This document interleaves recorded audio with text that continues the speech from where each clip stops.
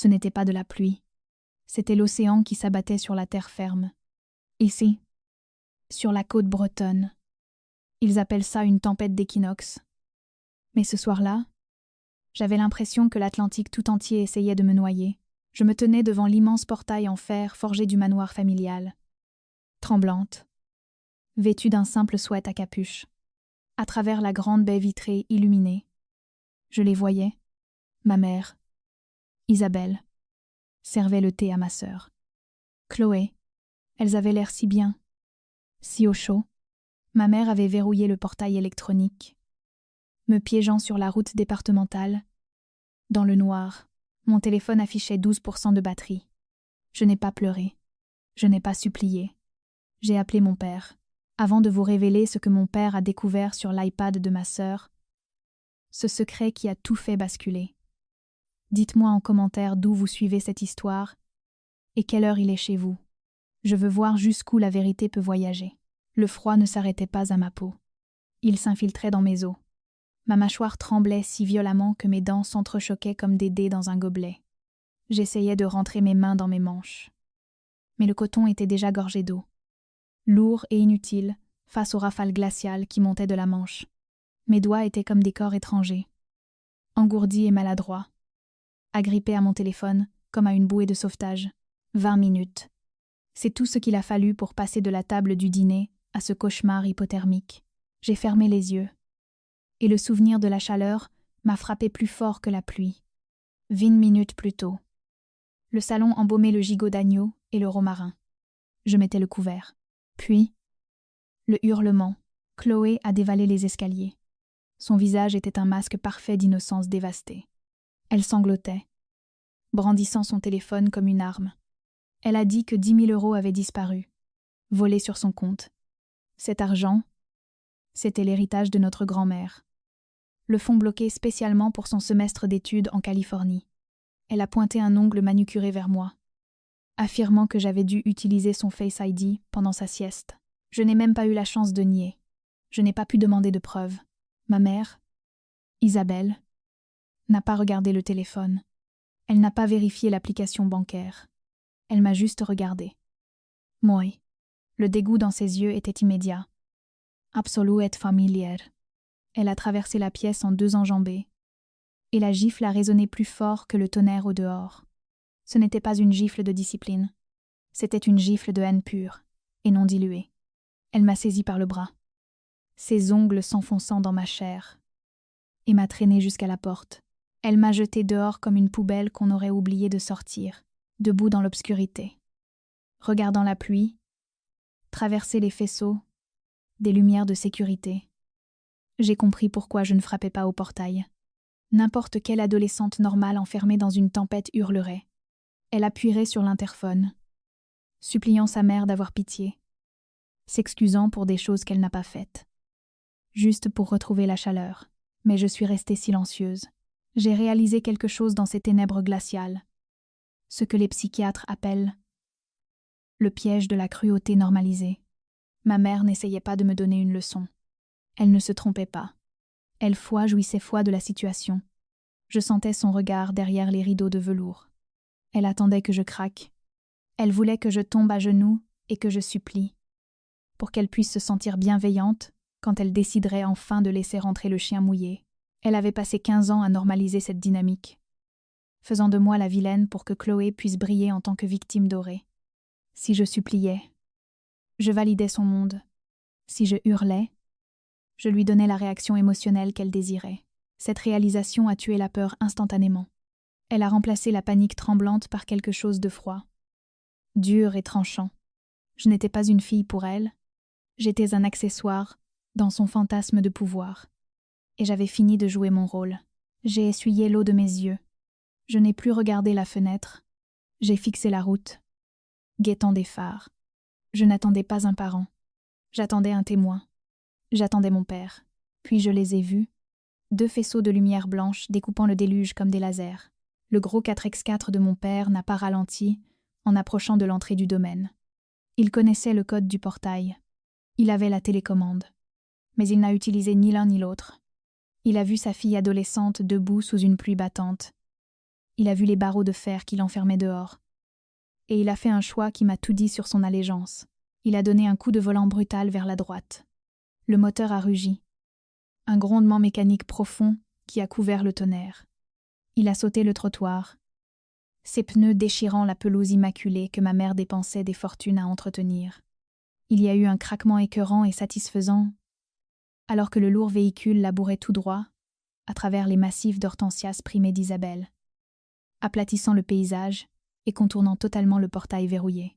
Il ne s'est arrêté que lorsque son pare-choc s'est retrouvé à quelques centimètres des marches du perron. Il était hors de la voiture, avant même que le moteur ne cale. Il ne courait pas. Il chassait. Il a retiré son lourd manteau et l'a enroulé autour de moi en un mouvement fluide. La chaleur était choquante. Mais l'expression sur son visage était plus froide que la tempête. Il n'a pas demandé ce qui s'était passé. Il n'a pas demandé ma version. Il a regardé la porte d'entrée verrouillée. Puis moi, et ses yeux sont devenus noirs. Reste derrière moi, a-t-il dit. Sa voix était basse, terrifiante de calme. Il a monté les marches et ne s'est pas embêté avec sa clé. Il a donné un coup de pied violent juste en dessous de la serrure. C'était une porte en chêne massif conçue pour résister aux cambrioleurs. Mais elle n'était pas conçue pour résister à un père qui venait de voir son enfant traité comme un animal errant. Le bois a éclaté avec un claquement sec, comme un coup de feu, et la porte a volé vers l'intérieur, rebondissant contre le mur du hall. La transition fut instantanée et brutale. 1 seconde. J'étais dans un ouragan chaotique et glacial. La suivante, je me tenais dans un foyer silencieux, baigné de lumière dorée, qui sentait la lavande et le thé coûteux.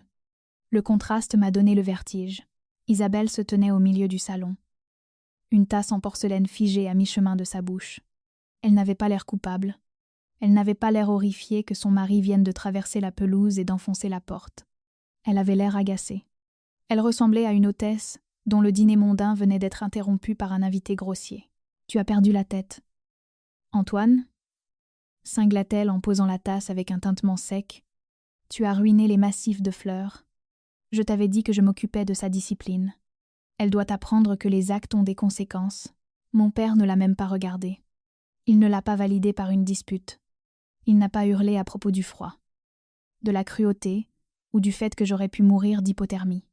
Il est passé droit devant elle, ses bottes trempées, laissant des traînées de boue noire sur le tapis persan, couleur crème. Il a marché droit vers le canapé où Chloé était recroquevillée sous un plaid en cachemire, les yeux écarquillés, l'air fragile, serrant son iPad contre sa poitrine comme un bouclier. « Antoine, ne t'avise pas de m'ignorer » hurla ma mère, sa voix montant dans les aigus. « Ta fille est une voleuse. Elle a volé 10 000 €. » Mon père s'est arrêté devant Chloé. Il la dominait de toute sa hauteur, l'eau dégoulinant sur le tissu du canapé. Chloé a essayé de se recroqueviller, tentant d'invoquer ses larmes de crocodile qui avaient fonctionné sur tout le monde pendant 10 à 7 ans. Elle a ouvert la bouche pour gémir, pour jouer la victime. Mais mon père a tendu la main. « Donne-le-moi, » dit-il. « C'est privé. » Couina Chloé, en cherchant maman du regard. J'ai dit « Donne-le-moi ». Il n'a pas attendu. Il s'est penché et a arraché l'iPad de ses mains. « C'est ma propriété » hurla Chloé. Ce n'était plus un son apeuré. C'était le cri strident d'une enfant gâtée à qui on n'avait jamais dit non de toute sa vie. Elle s'est jetée vers l'appareil, ses ongles manucurés griffant le bras de papa. Mais il l'a tenu haut hors de sa portée. Comme on écarte un jouet dangereux d'un bébé. « Rends-lui ça. »« Antoine !» cria maman en s'interposant. « Tu violes son intimité. Tu n'as aucun droit de traiter ta fille comme une criminelle dans sa propre maison. Je paie la facture. » dit-il, sa voix tranchant leur vacarme comme une lame. « Le compte est à mon nom. J'ai tous les droits. » Il n'a pas perdu de temps à deviner son code. Il n'a pas discuté d'éthique. Il s'est dirigé vers l'écran OLED de 200 cm monté au-dessus de la cheminée, celui que maman laissait habituellement tourner sur des paysages sereins pour impressionner les invités, et a tapé sur une seule icône de l'iPad. Récopie de l'écran. L'écran a clignoté. La prairie paisible a disparu. À sa place, l'écran d'accueil de Chloé est apparu, magnifié à une taille terrifiante. « Antoine, arrête ça tout de suite !» hurla maman en essayant de bloquer la télé. « Bouge !» dit-il. Il ne l'a pas crié. Il n'en avait pas besoin. Le poids pur de son autorité l'a poussé sur le côté. Il a ouvert l'application bancaire. Pas de piratage, pas de magie technique. C'était juste là, tout en haut de l'historique des transactions. Envoyé à Vestiaire collective, montante 10 500 €, libellé, investissement mode. Le silence qui est tombé sur la pièce était lourd. Suffocante. Maman fixait le chiffre sur l'écran géant. Elle cligna des yeux, la bouche s'ouvrant et se fermant comme un poisson hors de l'eau. Ça ne prouve rien, bégaya-t-elle. Désespérée de voir sa vision du monde s'effondrer. Célia aurait pu faire ça. Elle aurait pu voler l'iPad pendant que Chloé dormait et faire le virement. Ah oui? Demanda papa. Il fit glisser son doigt vers le haut. Il ouvrit l'application mail. Le dernier email datait d'il y a 3 heures. Objet. Votre commande a été expédiée. Expéditeur. Chanel officiel. Le numéro de suivi était actif. L'adresse de livraison n'était pas ma chambre. Ce n'était pas un point relais. C'était adressé à Chloé St. James. Chez Mameleux Manon Dubois. 2 rues plus loin. Est-ce que Célia a commandé un sac à main de 5 000 € chez ta meilleure amie? Chloé? Demanda papa en se tournant vers elle. Est-ce qu'elle a aussi falsifié l'email de confirmation? Chloé secouait la tête. Des larmes ruisselant sur son visage. Mais ce n'étaient pas les larmes mignonnes et sympathiques qu'elle utilisait sur maman. C'étaient les larmes laides et tachées d'un animal acculé. J'en avais besoin, sanglota-t-elle. Toutes les autres en ont un. Vous ne comprenez pas la pression, mais ce n'est pas le pire. Dites papa, il n'avait pas fini. Il balaya l'écran à nouveau. Il ouvrit ses messages. Il n'eut pas à chercher loin. La conversation de groupe épinglée en haut était active. Le dernier message avait été envoyé il y a 5 minutes, pile au moment où je gelais devant le portail. Pile au moment où maman versait le thé. Sur l'écran, en haute définition, tout le monde lut les mots de Chloé. MDR les filles. Ça a vraiment marché. La ratée est littéralement en train de geler devant le portail. Maman gobe tout. Elle me sert du thé. Je suis un génie. Bye bye. Célia. Attachée au message. Une photo floue. Zoomée. Prise depuis la fenêtre du salon. Une photo de moi. Debout sous la pluie. Tremblante. Le mythe de l'enfant doré ne s'est pas juste fissuré. Il a explosé en 1 million de morceaux irréparables. Papa fixa le message.